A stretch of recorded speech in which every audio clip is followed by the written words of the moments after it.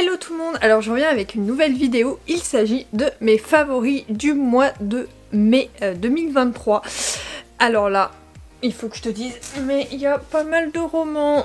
J'ai repris la lecture, comment dire, la lecture où je lis énormément en fait, et du coup il y a pas mal de romans que j'ai découvert ce mois-ci et dont je voulais te parler. Du coup au niveau film par contre j'en ai qu'un parce que j'en ai vu que deux et le deuxième était vraiment nul, enfin non, je ne l'ai pas apprécié plutôt. Et au niveau série j'en ai vu pas mal, mais il y en avait qu'une dont je voulais, deux dont je voulais te parler. Donc voilà, je pense que ça va être un peu plus long que d'habitude vu le nombre de romans que j'ai à te présenter, mais prends un café, détends-toi, ou un thé d'ailleurs, détends-toi et je te laisse avec la suite de cette vidéo.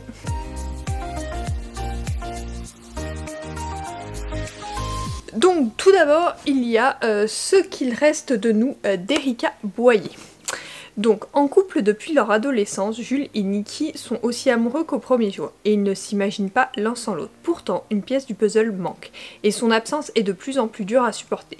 Jules ne veut plus rien avoir à faire avec les siens, ses origines gitanes, il les a effacées. Nikki a gommé l'idée de trouver un jour son autre moitié, la femme qui manque à sa vie ne restera qu'un rêve. Pour le bien de leur couple, pour le bonheur de l'autre, ils ont tiré un trait sur un morceau de ce qu'ils sont, quitte à ne plus savoir ce qu'il reste d'eux. Jusqu'à Santana. Un jour, cette femme débarque, appareil photo à la main, anecdote artistique au bord des lèvres, de l'amour à revendre, une histoire à partager, et en elle, l'envie que Jules et Nikki réalisent tous leurs rêves et soient enfin pleinement heureux. Tout ce qu'elle est et tout ce qu'elle offre pourrait aussi bien devenir un cauchemar pour ces trois êtres. Il manque quelque chose à leur couple. Donc c'est une histoire avec trois personnes, un couple à trois finalement, donc on a un couple à deux au départ et au fil des pages on va voir se développer un couple à trois. Donc je trouve les schémas ressemblent au couple classique que l'on a dans les romans, cependant l'originalité du fait qu'il y ait un troisième être est vraiment intéressant et j'ai vraiment apprécié cette romance parce qu'elle a un côté beaucoup plus original, beaucoup plus classique. Après il faut aimer...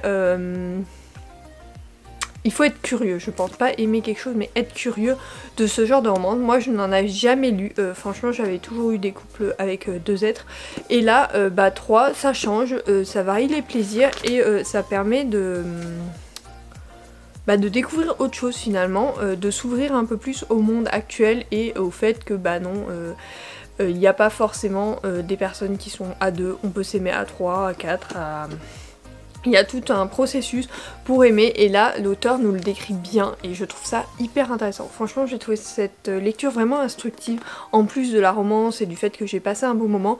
Je la trouve très instructive, originale et il y a quelque chose en plus qui a fait que j'ai beaucoup aimé cette lecture. D'ailleurs je l'ai fait dédicacer par l'auteur au salon de la romance.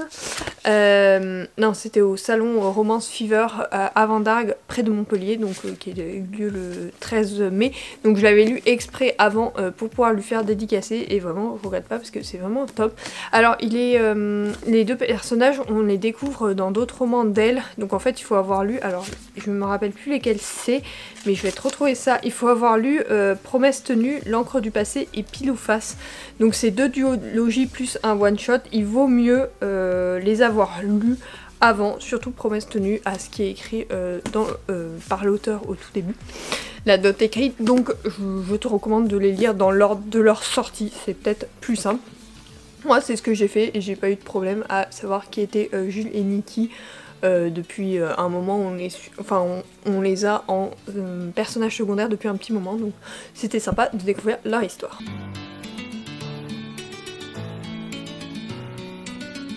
Ensuite, je ne pouvais pas faire ce favori du mois de mai sans te parler de la dernière sortie du duo d'auteurs Emma Green que j'ai découvert, donc Le goût de nos rêves. Je l'ai également fait dédicacer au même endroit que l'autre.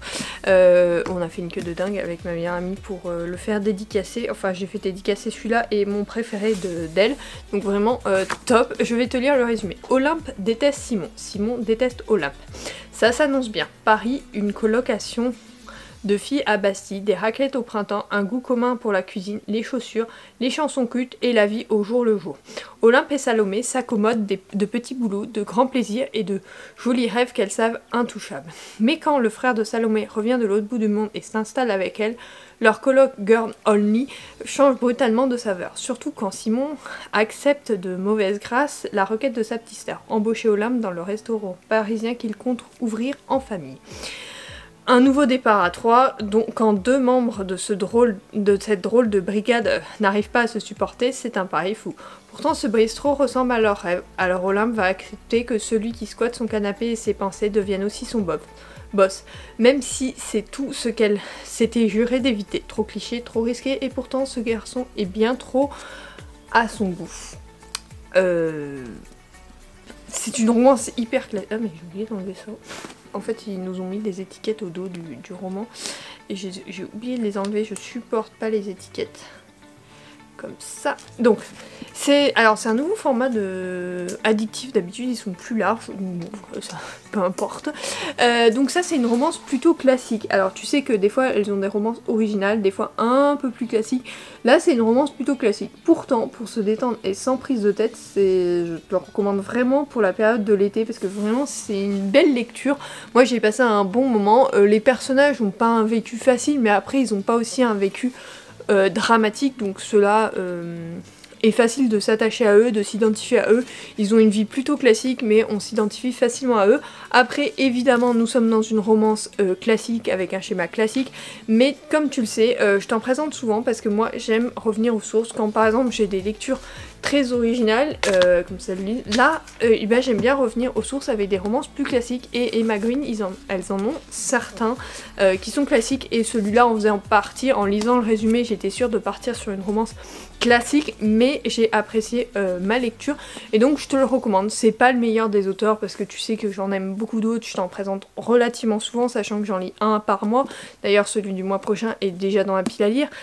C'est un de leurs premier qui est ressorti en poche, donc voilà je l'ai acheté en poche et du coup bah, j'ai hâte de le découvrir également, et celui-là bah, je l'ai bien aimé, donc je voulais te le présenter ici, je te le recommande. Si tu cherches une romance classique sans prise de tête, il est parfait pour toi.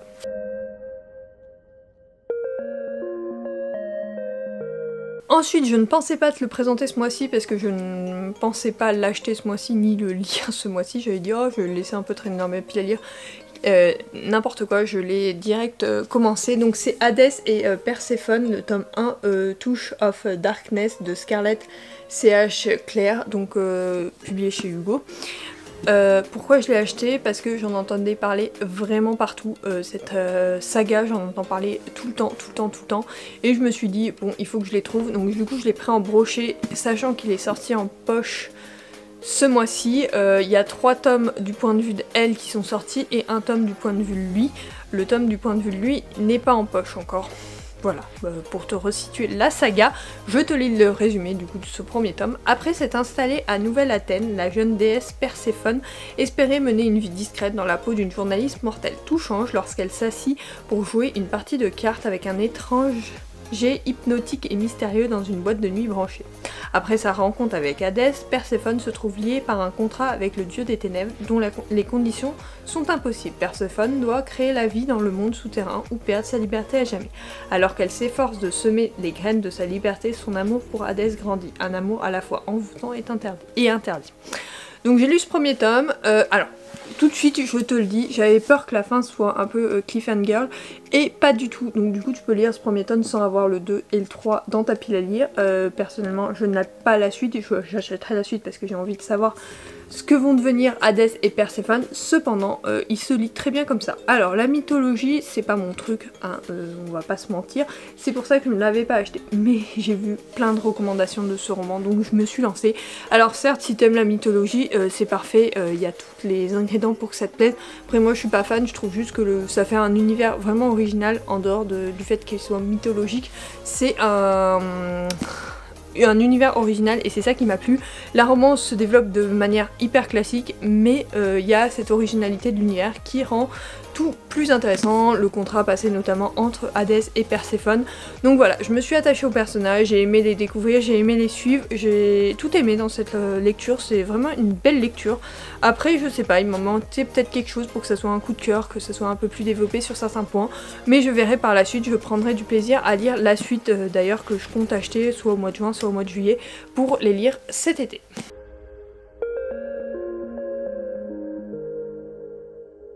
Ensuite, évidemment, j'ai lu qu'on passe le tome 4 de Brittany Chéri, donc Étoile du Nord, je vais te lire le résumé. Rompre avec son petit ami du lycée est une chose, rompre avec l'acteur chouchou d'Olivia Wood, c'est une autre. J'étais amoureuse d'Eden Walter depuis que j'étais petite fille. Il était mon premier amour, j'étais le sien. Lorsque sa carrière avait démarré, j'étais convaincue que je ferais toujours partie de sa vie. Mais au moment où son étoile se mit vraiment à briller au firmament d'Hollywood, un scandale éclate sur internet et j'ai dû mettre un terme à ma relation avec lui. Le garçon qui m'avait aimé autrefois s'envole pour la Californie en laissant son passé derrière lui et moi avec. 5 ans plus tard, Eden était de retour dans l'unique hôtel de sa petite ville du Wisconsin que je dirigeais maintenant. J'allais devoir côtoyer l'homme dont j'avais brisé le cœur des années auparavant, l'homme qui aujourd'hui m'en voulait, l'homme qui faisait une grimace agacée chaque fois qu'il me regardait, l'homme qui avait juré de ne plus me reparler et dont, à l'évidence, j'étais devenue l'ennemi. Évidemment, c'est un Brittany Chéri, tu sais que j'ai adoré tous les autres tomes de la saga Compass, je te les ai quasiment tous présentés, il y en a un qui était un peu en dessous des autres, donc j'ai pas dû te le présenter dans mes favoris, mais cependant, l'auteur, elle arrive toujours à me faire passer des émotions, et c'est ça que j'aime dans ce genre de lecture. Elle fait passer tellement d'émotions que j'ai du mal à enchaîner avec une autre lecture quand je lis un roman d'elle. Vraiment, c'est une auteure que j'adore et que j'admire pour la qualité de sa plume, la qualité de ses récits, que je trouve toujours ultra passionnant et hyper émouvant. Donc voilà, encore une fois, j'ai été plongée dans son lumière qui est bien sympathique. Les Compasses peuvent se lire individuellement, tu peux lire le 4 avant de lire les autres. Moi je les ai lus dans l'ordre, je les ai tous, ça c'était le dernier qui me manquait, je l'avais pas acheté lors de sa sortie, je l'ai acheté un peu plus tard et franchement je regrette parce que j'adore, enfin il faut que je continue à suivre cet auteur parce que je l'adore vraiment. Donc vraiment une recommandation et cet auteur si tu ne l'as pas encore découverte, je te la recommande mais 1000 fois.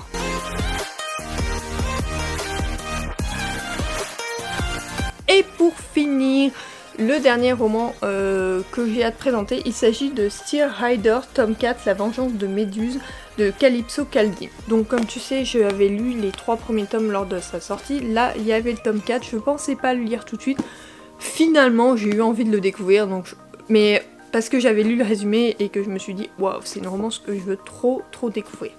La vengeance, elle a été le seul objectif de Courtney pendant des mois, l'unique perspective à laquelle elle s'est accrochée pour surmonter le viol qu'elle a subi. Contrainte de s'endurcir, elle s'est réfugiée derrière le masque de Méduse, son alter ego mythologique dans lequel elle a dissous sa réelle personnalité. Mais qu'enfin elle appuie sur la gâchette pour abattre l'homme qui s'en est pris à elle, elle réalise qu'elle va désormais devoir affronter l'après. Non seulement elle ne se sent pas libérée comme elle l'espérait, mais elle doit en plus échapper à la fureur des X-Demon, club de bikers de San Francisco dont elle vient de tuer le président. Son unique chance de survie, ce sont les Style Riders. Il voit immédiatement en Courtney, reine des combats clandestins et boxeuse hors pair, une recrue de choix, et c'est Snake qui est chargé de l'héberger ainsi que de garder un œil sur elle. Jamais encore il n'avait rencontré une fille aussi brisée, aussi perdue et aussi dangereuse qu'elle. Bien décidé à lui prouver que même au milieu des enfers la lumière existe, parviendra-t-il à la sauver d'elle-même. Alors, ces 2 nouveaux personnages, c'est pas du tout spoilant, c'est pas spoilant sur ces personnages là et le résumé que je viens de t'en donner. Après ça peut être spoilant sur les autres tomes, enfin ils se lisent dans l'ordre quoi, c'est pour te dire, commence par les 3 premiers et puis enchaîne avec celui-là, et le 5 sort le mois prochain et le 6 le mois d'après. Donc enfin le mois prochain, en fait quand tu verras cette vidéo, le mois en cours, hein, le tome 5 sort ce mois-ci. Donc on découvre de nouveaux personnages avec une histoire inédite. Certes, on a toujours le monde des bikers, ce qui est toujours aussi intéressant, mais on va aussi avoir le monde des combats illégaux et également d'un autre groupe de bikers, donc j'ai trouvé ça vraiment intéressant. Après, je me suis attachée au personnage, mais j'ai eu du mal avec Courtney au début parce que je trouve qu'elle se cache beaucoup trop et qu'il va falloir attendre 200 pages avant qu'elle s'ouvre un peu à Snake, et je trouve ça légèrement dommage. Mais cela ne m'a pas empêché d'apprécier ma lecture, je me suis attachée à eux, mais Courtney elle m'a un peu agacée par moment. Par contre Snake c'est biker parfait quoi, le gars il est mais vraiment parfait quoi, il est attachant, il aide à avancer, il veut tout faire pour elle, il la protège et tout, enfin vraiment le mec attachant. Cependant on découvre qu'il a aussi un passé compliqué, mais là il le dévoile pas tout de suite et ça se comprend, donc voilà, il se dévoile pas tout de suite, mais on comprend pourquoi au fil des pages, et voilà, c'est une lecture que j'ai bien aimée. Si tu veux, le monde des bikers, ça faisait un moment que j'en avais pas lu, donc j'avais trop envie de me plonger dans celui-là. Et vraiment sympathique, j'ai déjà hâte de pouvoir découvrir le tome 4, le tome 5. C'est le 5 qui sort ce mois-ci.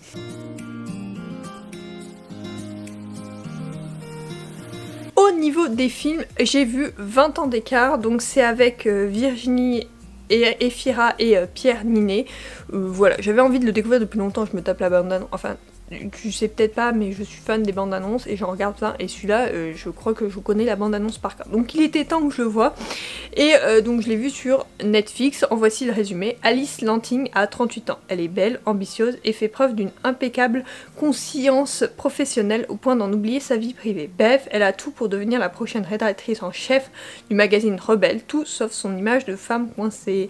Cependant, lorsque le jeune homme et charmant Balthazar, à peine 20 ans, va croiser le chemin d'Alice, le regard de ses collègues va inexplicablement changer. Alice va freindre la comédie d'une improbable idyllie. Alors, moi j'ai bien aimé parce que j'ai trouvé ce film vraiment drôle et avec des acteurs vraiment très impliqués, très bons dans leur rôle, j'ai vraiment adoré. Virginie Efira, je l'avais vue dans 2-3 films mais je m'en rappelais pas bien. Et je sais que ces temps-ci c'est l'actrice française incontournable et j'avais pas vu beaucoup de films avec elle, donc j'étais curieuse de ça. Pierre Ninet, j'ai vu plus de films avec lui, donc je savais qu'il avait une certaine qualité d'acteur, donc vraiment j'ai apprécié mon visionnage, et surtout c'est un film hyper rafraîchissant, drôle et tout ça. Il y a une romance, on peut dire que c'est une romance classique, hein. Même schéma, hein, vraiment même schéma, de toute façon dans les films ou dans les comédies romantiques ou dans les romances au format livre, on a le même schéma, donc là on retrouve un schéma plutôt classique, mais franchement pour pas se prendre la tête, c'est vraiment un film que je te recommande. Moi c'était sans prise de tête et vraiment j'ai apprécié mon visionnage.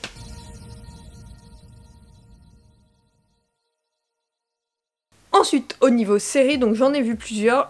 La première que j'ai beaucoup aimée, qu'on a vue avec monsieur, c'est La Diplomate, donc la saison 1, disponible sur Netflix depuis un peu plus d'1 mois, je crois. Au beau milieu d'une crise internationale, Kate Waller, une diplomate, se retrouve à un poste de haut niveau pour lequel elle n'est pas faite et qui a des répercussions sur son couple et son avenir professionnel. Donc Kate est une jeune femme vraiment admirable, qu'on admire, enfin une jeune femme, elle doit avoir la quarantaine quand même, donc tout est relatif en jeune femme, mais admirable, vraiment, qui a un parcours politique vraiment intéressant, qui a un parcours militaire et tout ça, qui est vraiment intéressant, qui est mariée avec Hal, qui lui aussi a un parcours intéressant, sauf que Hal, il va passer au second plan, et cela va lui poser quelques soucis, et notamment dans sa relation avec Kate, donc cette diplomate qui va devoir gérer, en plus des crises diplomatiques, son mari qui se mêle de ce qui ne le regarde pas, donc notamment de son boulot, et sa vie de couple qui est un peu chaotique ces derniers temps, il faut l'avouer. Et j'ai vraiment aimé parce que les personnages m'ont fait mais trop rire. Je m'attendais à une série politique vraiment intéressante. Moi j'aime beaucoup les séries politiques, donc voilà, donc ce côté là est rempli, elle était vraiment intéressante.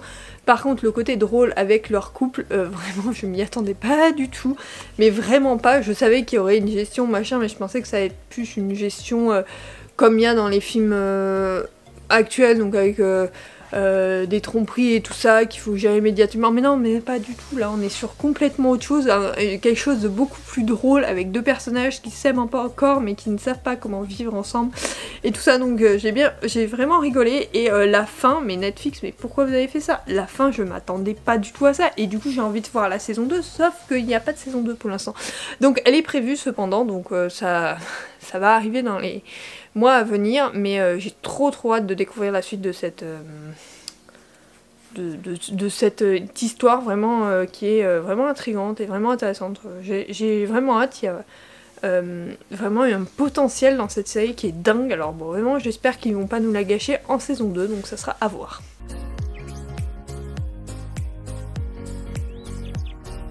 Ensuite j'ai vu la mini-série La Reine Charlotte, un chapitre Bridgerton, donc qui est un spin-off de Chroniques de Bridgerton que j'ai lu en roman, qui sont là-haut. Et par contre je n'ai pas lu La Reine Charlotte, c'est dans ma wishlist, je prévois de le lire cet été sûrement. Donc le résumé, la jeune reine Charlotte accède à la proéminence et au pouvoir tandis que son mariage avec le roi Charles marque le début d'une grande histoire d'amour. Charlotte est en passe de devenir l'une des monarques les plus incontournables d'Europe. Donc on découvre la reine Charlotte dans le début de son mariage, donc la fin de son enfance et de son adolescence et le début de sa vie maritale. En même temps, en parallèle, on découvre sa vision de la succession, donc bien plus tard en fait, quand elle a eu ses 15 enfants et tout, et que son mari est devenu vraiment fou. Donc là on va découvrir une romance vraiment intéressante. Je m'attendais pas à ça en fait. On la découvre dans les Chroniques de Bridgerton et elle est très sèche, très sévère et très froide, et là on découvre une autre partie d'elle, on découvre pourquoi elle est comme ça. Et vraiment j'ai apprécié cela, j'ai vraiment beaucoup aimé ce personnage, de la découvrir quand elle est encore naïve et quand elle va accéder vraiment au pouvoir et qu'elle va se rendre compte de la chance qu'elle a et de la capacité qu'elle a de faire perdurer leur vie de famille et leur famille surtout. Donc vraiment intéressante. Une saga, une série que j'ai vue mais en une journée seulement. Il y a 6 épisodes qui vont de 50 minutes à 1h30 pour le dernier. Et vraiment, j'ai été plongée dans cette saga, dans cette série du début à la fin. J'ai qu'une hâte, c'est de découvrir le roman pour voir s'il y a des différences entre les deux et si on en apprend encore plus, parce que là je trouve qu'on en apprend beaucoup et ça rend les séries, les Bridgerton encore plus intéressantes. J'ai hâte de voir d'ailleurs la saison prochaine. Bon, je les ai déjà lues, hein, comme tu sais, je suis à jour dans les Bridgerton. Je suis pas à jour dans un certain nombre de romans s'agissant de Julia King. J'ai fait une liste l'autre fois et j'ai vu qu'il y en avait certains qu'il fallait que je découvre parce que j'ai envie de les lire. Donc notamment j'en ai prévu 2 dans ma pile à lire de cet été, sachant que je ne les ai pas encore achetés, donc il faudra que je les achète. Peu importe, tu vas en entendre encore parler sur mes réseaux parce que c'est une saga que j'aime vraiment beaucoup. Cette vidéo est maintenant terminée, j'espère qu'elle t'aura plu. J'ai beaucoup blablaté sur les romans, mais t'as vu le... Enfin, j'en avais plein à te parler, hein, donc du coup je voulais absolument tout te parler de tout cela, mais j'ai beaucoup plus lu ce mois-ci, donc ceci explique cela. Après je te laisse découvrir mon bilan complet sur le blog. Il sera sorti depuis un jour je pense. Donc voilà, en tout cas j'espère que cette vidéo t'aura plu, j'ai passé un merveilleux moment à te la tourner, et je te retrouve dès la semaine prochaine pour une nouvelle vidéo. Bisous, bye.